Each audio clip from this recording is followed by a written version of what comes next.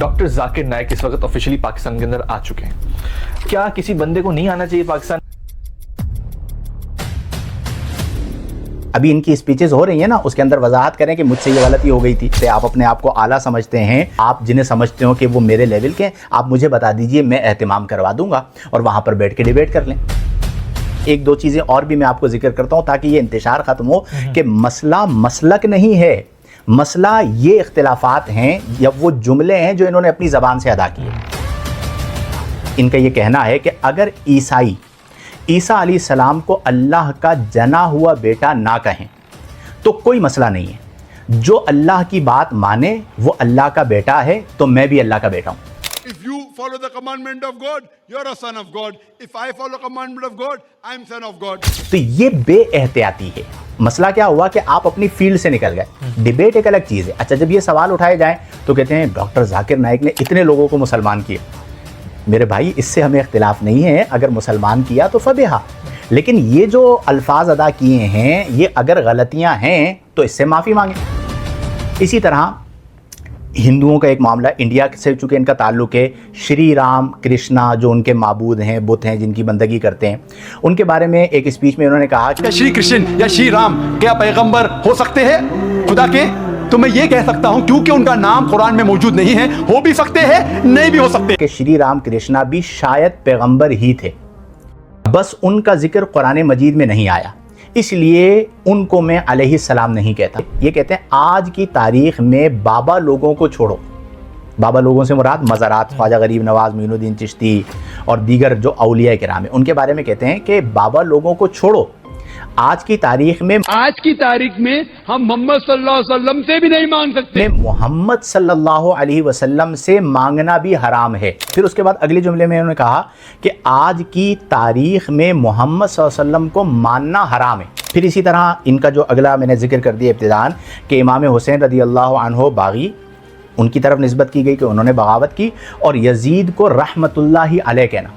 Yazid, may Allah be pleased with him. अल्लाह की रहमत हो यजीद पर। यजीद कौन? जिसने इमाम हुसैन को शहीद किया। डॉक्टर जाकिर नाइक की जो मुखालफत है उसकी वजह उसका मनहज सल्फ़ी होना नहीं है। अहले हदीस कहलाते हैं ना, सल्फ़ी मनहज है इनका। आप मुझे एक बात बताइए, पाकिस्तान में इस मनहज के लोग पाए जाते हैं या नहीं पाए जाते? बिल्कुल पाए जाते हैं। उनकी मस्जिदें भी मौजूद हैं या नहीं है? बिल्कुल है। उनके खिलाफ कभी किसी ने एहतजाज किया? नहीं।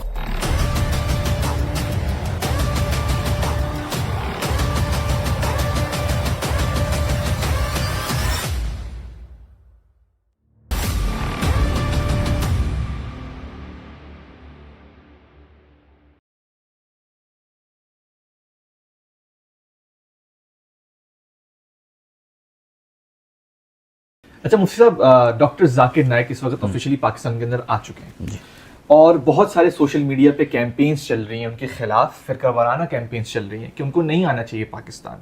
तो क्या किसी बंदे को नहीं आना चाहिए पाकिस्तान? वो इतने बड़ी फ़ैन फॉलोइंग लेके आ रहे हैं पाकिस्तान, और पाकिस्तान के अंदर वो आके बयान करेंगे तो कुछ खैर ही निकलेगा, कुछ अच्छा ही निकलेगा। क्यों हम उनके खिलाफ कैंपेन्स बनाएं? देखें, बिल उमूम मैं ज़ाती और शख्सी जवाबात नहीं देता, आपको ये बात पता है, लेकिन चूंकि आपने सवाल कर लिया है तो मैं चंद बातें अर्ज़ कर देता हूँ और समझने के लिए, ताकि अवामुन नास को आसानी हो। सबसे पहली बात यह है कि इस तरह के जितने भी मसाइल हैं, बदकिस्मती के साथ हमारे मुआशरे में चूँकि शऊर की कमी है, इस वजह से उसे फ़िरका वाराना रंग दे दिया जाता है। ठीक है, और मैं इसके बिल्कुल ख़िलाफ़ हूँ कि फ़िरका वाराना फ़िक्र भी गलत है और फ़िरका वारियत को फैलाना और ये रंग देना भी गलत है।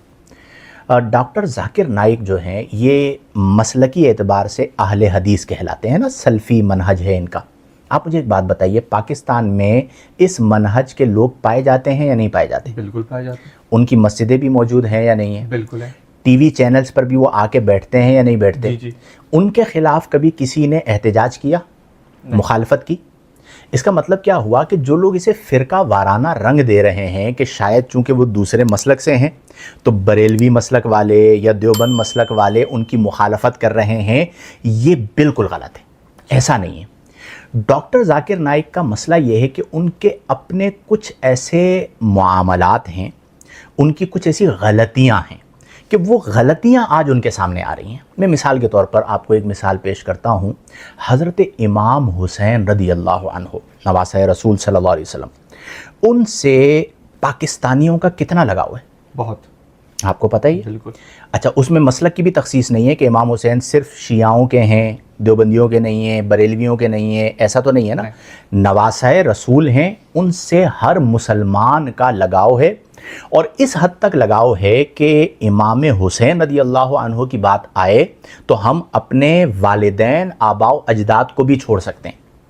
اب ڈاکٹر ذاکر نائک نے ایک بیان کے اندر, اپنی ایک اسپیچ کے اندر, اس کا کلپ موجود ہے جس میں اس نے یہ کہا کہ امام حسین رضی اللہ عنہ نے بغاوت کی تھی, اور یزید کے لیے رضی اللہ عنہ کے الفاظ استعمال کیے.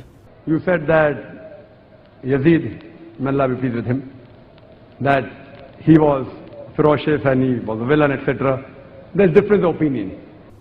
اب آپ مجھے بتائیے کہ اگر آج مخالفت ہو رہی ہے تو آپ کی اپنی غلطی پر ہو رہی ہے نا, کہ آپ اس قوم میں آ رہے ہیں جو حسینی قوم ہے, جن کی پہچان امام حسین رضی اللہ تعالی عنہ ہیں, اور آپ یہ کہیں گے کہ 2 شہزادوں کی جنگ تھی اور امام حسین رضی اللہ عنہ نے معاذ اللہ بغاوت کی. اس طرح کے ملتے جلتے الفاظ ہیں. اس کا لب لباب یہی تھا کہ آپ یہ کہہ رہے تھے کہ معاذ اللہ یزید بھی شہزادہ ہے اور امام حسین بھی شہزادے ہیں, اور آپ یزید کو رضی اللہ عنہ کہہ رہے ہیں. ہمارے ہاں تو یہ نام نہیں رکھا جاتا, اور امام حسین رضی اللہ عنہ کی جو محبت ہے اور آپ کی جو ذات ہے وہ ہماری ریڈ لائن ہے.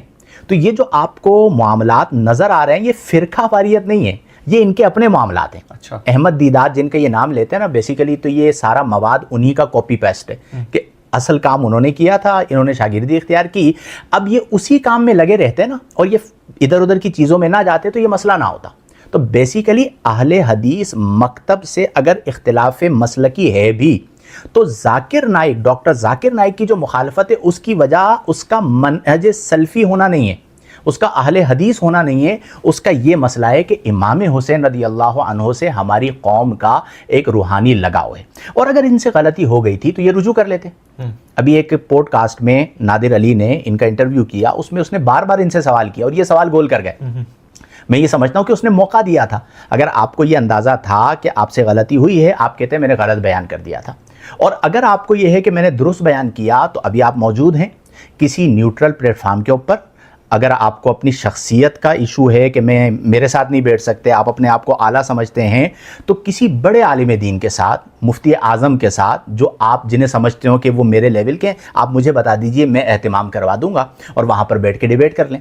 ہمارا تو یہ عقیدہ ہے کہ حق بدست امام حسین تھا اور یزید باطل, جس نے خانوادہ اہل بیت کو پر پانی بند کیا, کھانا بند کیا, انہیں شہید کر دیا, اس کے نام کے ساتھ رضی اللہ عنہ کوئی لگائے گا تو ہمارا ایمان اس بات کو قبول نہیں کرتا کہ اسے ایکسیپٹ کیا جائے.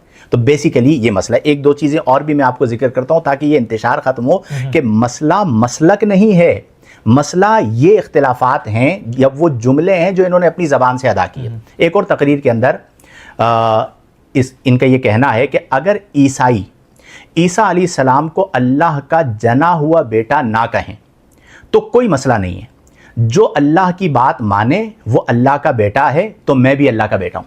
If you follow the commandment of God, you're a son of God. If I follow commandment of God, I'm son of God. اب آپ مجھے بتائیے قرآن کیا کہتا ہے, لم یلد ولم یولد.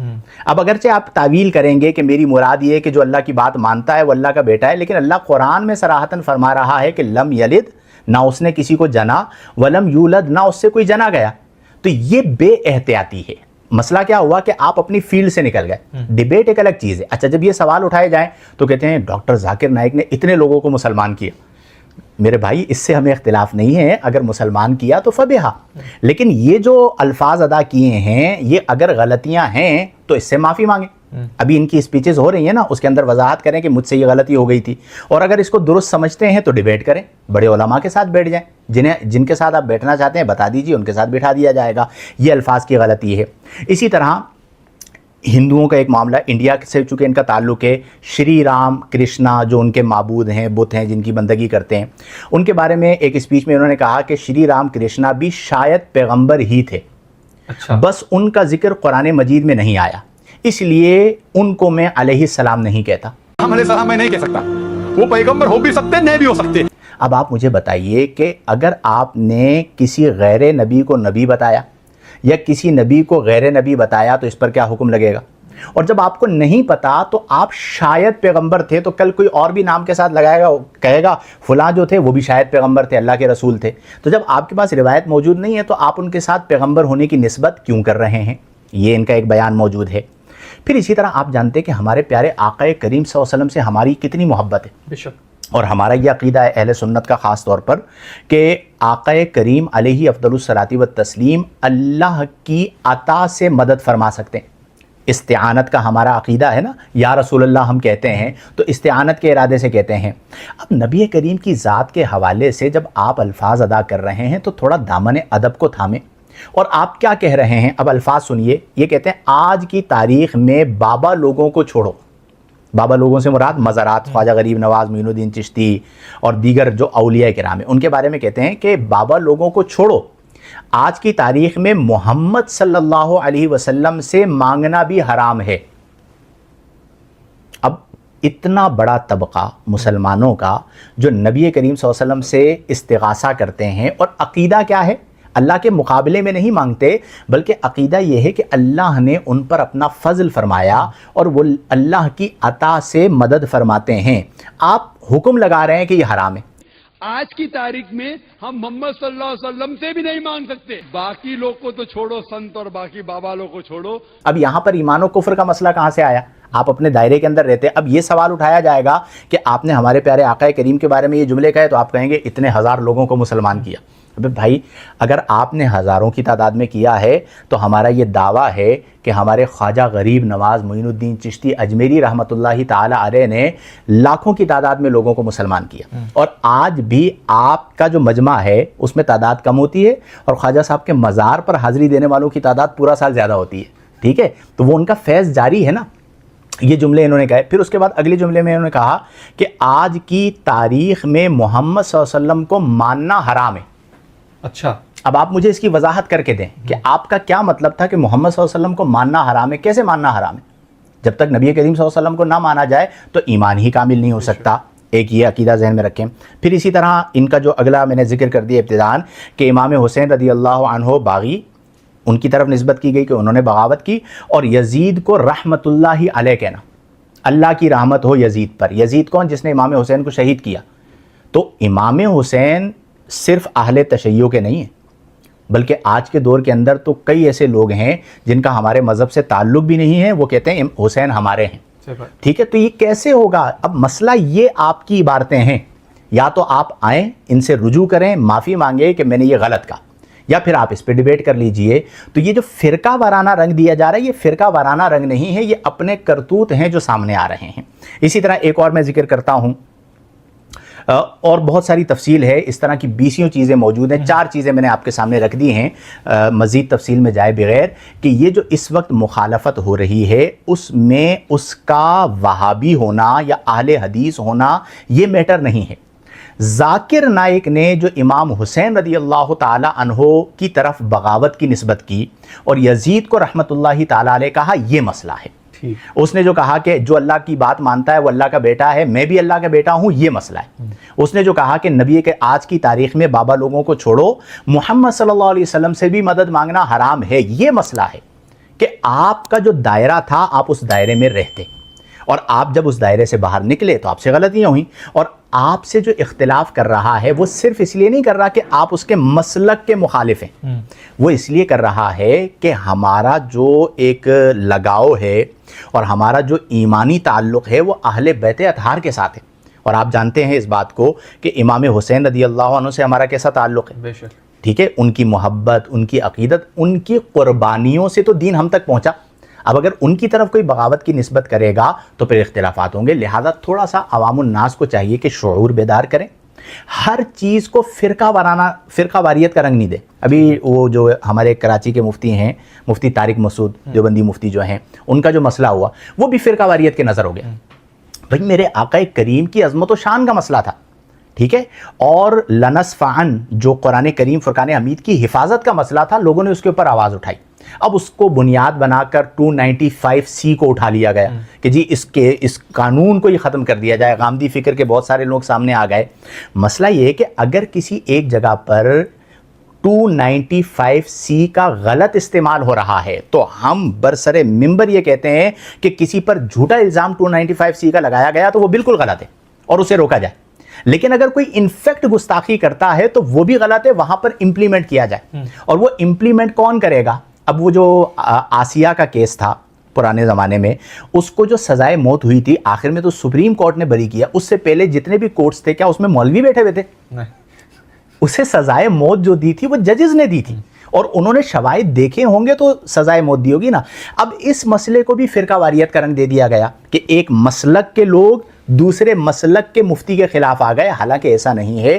میرے پیارے آقا کریم صلی اللہ علیہ وسلم کی عظمت و شان اور حفاظت قرآن کے حوالے سے جو بھی بات کرے گا اسے روکا جائے گا, اور اس پر قانون لگنا ہے یا نہیں لگنا یہ قانون کی ذمہ داری ہے. وہ بیان کو دیکھیں, یا کم از کم یہ کریں کہ جو بڑے علماء ہیں جنہیں مفتی اعظم کہا جاتا ہے انہیں چاہیے کہ اس موقع پر وہ اپنا کردار ادا کریں کہ یہاں پہ حکم لگے گا یا نہیں لگے گا. لیکن ہر مسئلے کو فرقہ وارانہ رنگ دینا, جیسا کہ ڈاکٹر ذاکر نائک والے مسئلے کے اندر ہوا, یہ فرقہ واریت کا مسئلہ نہیں. اگر فرقہ واریت کا مسئلہ ہوتا تو اس مکتبہ فکر کی مسجدیں ہمارے علاقے میں کیسے ہوتی؟ صحیح بات ہے. پاکستان کا تو حسن یہ ہے نا کہ بریلوی مسلک کی بھی مساجد موجود ہیں, دیوبندی مسلک کی بھی مساجد موجود ہیں, تشیع مسلک کے امام بارگاہیں موجود ہیں, اہل حدیث مسلک کی مسجدیں موجود ہیں, اور کوئی انتشار نہیں ہوتا. ان کے خلاف کبھی احتجاج نہیں ہوا. تو ذاکر نائک کے خلاف اگر کوئی لکھ رہا ہے تو وہ اس لیے لکھ رہا ہے کہ اس کے کچھ ایسے جملے ہیں جو کہ اسلامی تعلیمات اور اسلامی اصول کے خلاف ہیں. یا تو وہ رجوع کرے, نمبر 1.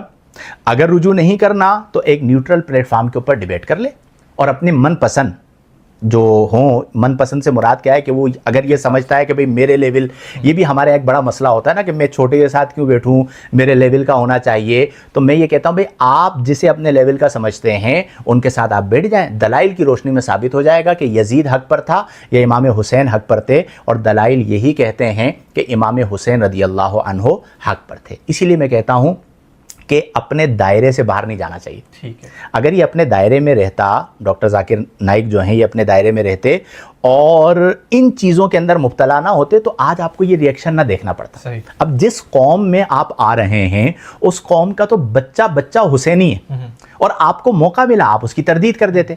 تردید نہیں کر رہے تو آپ دلائل کے ساتھ واضح کرتے کہ آپ کا موقف کیا ہے. تو یہ بنیادی سبب ہے, یعنی یہ سارے بیانات بنیادی سبب ہیں, فرقہ واریت بنیادی سبب نہیں ہے اس کیس کے اندر. ہاں یہ میں ضرور مانتا ہوں کہ بہت ساری چیزوں میں چونکہ ہمارے معاشرے کے اندر شعور کی کمی ہے تو کہیں نہ کہیں فرقہ واریت کے معاملات آتے ہیں, ایلیمنٹس ہیں. لیکن ہم جو لوگ ہمیں سنتے ہیں جنہیں پتہ ہے کہ ہم اس طرح کی چیزوں میں نہیں پڑتے. ابھی بھی چونکہ آپ نے سوال کیا تو اس کے جواب میں نے آپ کو یہ بتا دیا کہ صرف مسئلہ فرقہ واریت نہیں, یہ بیانات ہیں جو مسلمانوں کی دل آزاری کا سبب بنے. اور جہاں جہاں پر ان کی اسپیچز ہو, میری تو چاہتی ہوگی کہ یہ والے سوالات مائک پہ کھڑے ہو کے پوچھے جائیں کہ بھائی آپ بتائیے کہ آپ نے یہ بات کیوں کہی تھی, اور کیا آپ اس سے رجوع کرتے ہیں یا اب بھی اس پر قائم ہیں, اور دلیل کیا ہے, اور پھر اس دلیل کا جواب بھی لیا جائے. تو یہ بنیادی سبب ہے. لیکن حکمت عملی کے ساتھ موقع دینا چاہیے جوابات دینے کا, اور غلط الزام نہیں لگانا چاہیے کہ جی آپ 10 ذاکر نائک آ جائیں کوئی فرق نہیں پڑتا. آپ کی ذات سے کسی کو کیا لینا دینا کہ جی پذیرائی ہے, اتنے لوگ جانتے ہیں اور لوگ جان لیں. ٹھیک ہے, دنیا کے اندر ایسے 20 لوگ گزرے ہیں. آپ سے جو مسئلہ ہوا ہے وہ نسبت رسول کی وجہ سے ہوا ہے کہ آپ ہمارے پیارے آقا کریم صلی اللہ علیہ وسلم کے حوالے سے اس طرح کے جملے کہیں کہ انہیں ماننا اس دور میں جو ہے وہ حرام ہے, یا ان سے مدد مانگنا حرام ہے. یہ چیز ہمارے معاشرے کے اندر ایکسیپٹیبل نہیں ہے, اور مطلقاً حکم بیان کر دینا وہ پھر انتشار کا سبب بنتا ہے. اب نتیجہ کیا ہوا, میں لبے لباب ذکر کر دوں کہ وجہ انتشار آپ کا بیان ہے. اب جو آپ جس چیز کو انتشار کہہ رہے ہیں کہ مخالفت ہو رہی ہے وہ تو ریئیکشن ہے. اچھا, ایکشن تو آپ نے کیا نا. اب میں نے آپ کو سبب بتا دیا کہ یہ آپ کے بیانات ہیں, ان بیانات کی وجہ سے لوگ کھڑے ہو گئے کہ امام حسین کو ہم کچھ نہیں کہنے دیں گے. ٹھیک ہے, امام حسین حق پر تھے, ہمارے پیارے آقا کریم صلی اللہ علیہ وسلم کی شان میں گستاخی نہیں کرنے دیں گے. تو سبب انتشار آپ, جب اس کا ریئیکشن آیا نبی کریم کی ذات کی وجہ سے، اولیاء کرام کی وجہ سے یا اہل بیت اطہار کی وجہ سے، تو آپ نے کہا یہ لوگ انتشار کرنے والے، یہ لوگ فساد کرنے والے ہیں. تو ایسا نہیں ہے. اپنے ان بیانات پر غور کریں، اور میں یہ سمجھتا ہوں کہ انہیں ان بیانات سے رجوع کرنا چاہیے، معافی مانگنی چاہیے اگر ان سے غلطی ہوئی ہے، اور اگر ان کی تسلی کے لیے ڈیبیٹ کرنا چاہتے ہیں تو ہمارے پاس ایسے دلائل الحمدللہ رب العالمین ایک اچھے ماحول کے اندر. میں اس بات کا قائل نہیں ہوں کہ بحث برائے بحث ہو، ٹھیک ہے، اور پتہ ہی نہ چلے کہ کس کی بات درست ہے کس کی بات غلط ہے. دلائل کی روشنی میں بات ہو اپنے لیول کے علماء کے ساتھ. اگر آپ کو مسئلہ ہے تو بیٹھ جائیے اور آپ دلائل کی روشنی میں اپنا موقف پیش کیجئے. اگر آپ اس پہ اڑ جاتے ہیں اور ہم اپنا موقف پیش کریں گے کہ امام حسین رضی اللہ عنہ حق پر تھے اور نبی کریم سے استعانت کرنا یہ شرک نہیں ہے، اس پر ہمارے پاس قرآن کریم فرقان حمید اور احادیث کریمہ کے 20 نہیں سینکڑوں دلائل موجود ہیں. ٹھیک ٹھیک. یعنی مفتی صاحب ٹو سم اٹ اپ، یہ انڈیویجول مسئلہ ہے، یہ فرقہ وارانہ مسئلہ نہیں ہے، یہ ان کے مسلک کا مسئلہ نہیں ہے، یہ صرف اور صرف انڈیویجول انہوں نے جو بیانات دیے ہیں اس کی وجہ سے یہ واضح اٹھ رہے ہیں. بالکل ایسا ہی ہے کہ جو انہوں نے بیانات دیے اس سے لوگوں کے دل دکھے، اور جس ملک میں وہ آئے ہیں وہ تو پورا ملک ہی حسینی ہے. ٹھیک ہے، حسین امام حسین رضی اللہ عنہ صرف میں نے پہلے بھی کہا کہ شیعوں کے نہیں ہیں، اہل تشیع کے نہیں ہیں، ہر مسلمان کے امام حسین ہیں. تو وہ جو دل آزاری ہوئی تھی پرانے بیانات وہ سامنے آ گئے. پھر وضاحت بھی نہیں دے رہے آپ.